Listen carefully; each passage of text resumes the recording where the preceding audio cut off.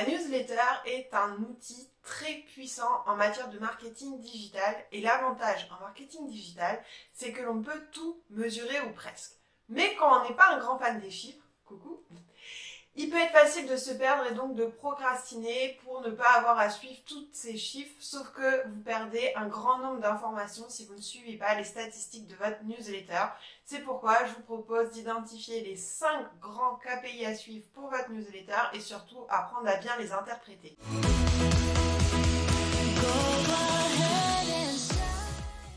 Quel que soit l'outil que vous utilisez pour votre newsletter, que ce soit ActiveCampaign, Mailchimp, Sendinblue ou notre petit chouchou ConvertKit, vous avez accès à de nombreuses données statistiques sur la performance de votre newsletter. L'idée, ça va être vraiment de sélectionner les principales et surtout de bien comprendre ce qu'elles traduisent en termes de performance pour pouvoir prendre les bonnes décisions pour votre stratégie de communication et votre stratégie emailing. Le premier indicateur à suivre, c'est le nombre total d'abonnés. Ça, c'est facile, on comprend bien de quoi il s'agit. Il suffit de regarder le nombre d'abonnés à votre liste email à un instant T.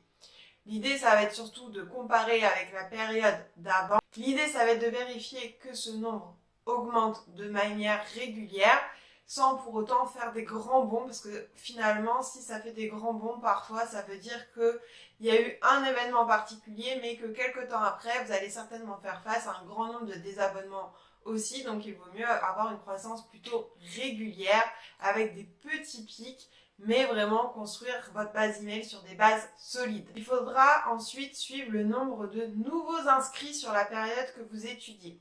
Ça va être les personnes qui se sont inscrits pour la première fois à l'un de vos lead magnets ou à votre newsletter.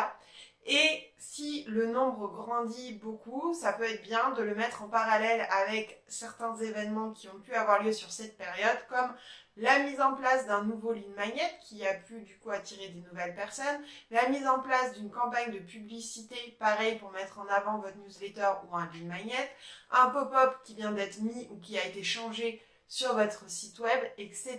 Autant d'événements en fait qui peuvent influencer le nombre de personnes qui s'inscrivent à votre newsletter, à votre base email. Ensuite, vous allez suivre le nombre de désabonnements. Ce nombre-là, personne ne l'aime, on n'aime pas se dire qu'il y a des personnes qui quittent notre newsletter, mais rassurez-vous, c'est totalement normal d'avoir des désabonnements. Et aussi, il faut vous dire que les personnes qui se désabonnent, c'est des personnes qui ne deviendront pas clients chez vous.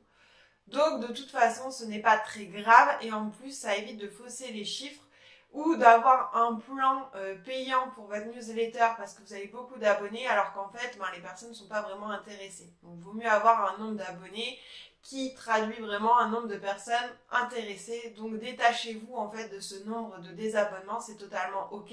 Il faut juste le suivre et surtout, si vous constatez qu'il y a un pic de désabonnements, essayez de voir quel envoi a déclenché ce flot de désabonnement par rapport à d'habitude. En fait, ça peut être soit un sujet qui n'a pas du tout plu, alors ça peut être le cas si vous avez pris une position assez drastique sur un sujet, et dans ce cas, les personnes qui n'étaient pas d'accord avec vous ont décidé de vous quitter, c'est ok, c'est pas très grave, mais au moins vous savez pourquoi.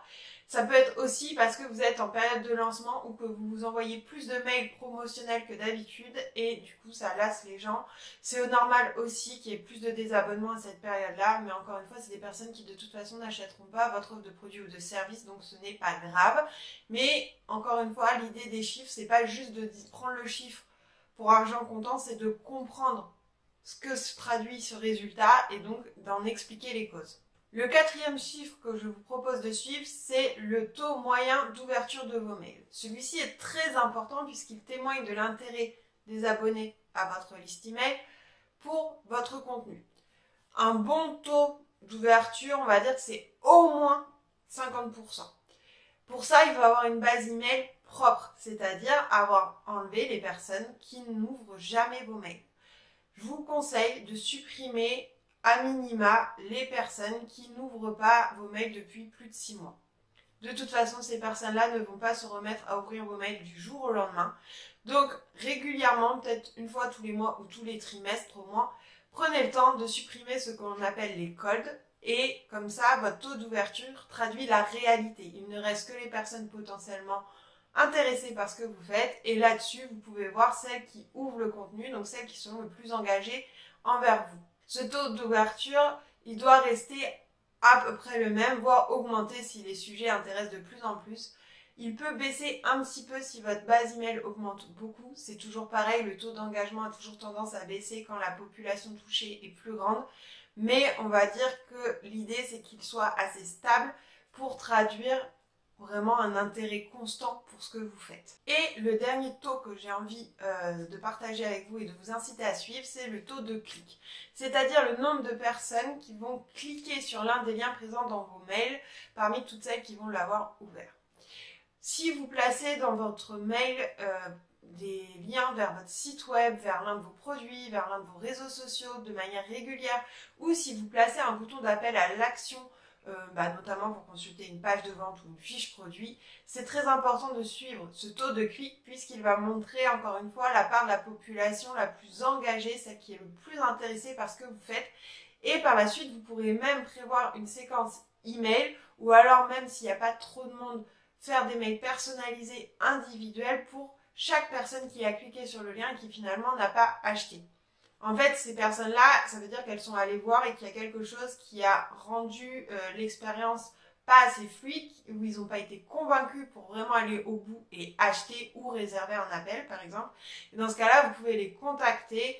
Alors, s'il y a beaucoup de monde, encore une fois, via une séquence email préécrite ou alors de manière personnelle, pour aller échanger avec eux, les répondre à leurs questions, les inciter en fait à vous dire ce qui a bloqué pour que vous puissiez résoudre le problème. Et enfin, le dernier conseil concernant les statistiques de votre newsletter, ça serait de faire ce reporting de ces 5 KPI essentiels au moins tous les mois. À la fin du mois, vous prenez vraiment 5 minutes pour compléter votre petit tableau et identifier un peu les tendances pour comprendre un peu ce qui se passe et pouvoir rectifier le tir si nécessaire ou au contraire capitaliser sur ce qui a bien marché. Et pour encore plus de conseils pour développer votre liste email et votre stratégie de contenu, je vous invite à vous inscrire à notre newsletter. Le lien est dans les notes de l'épisode.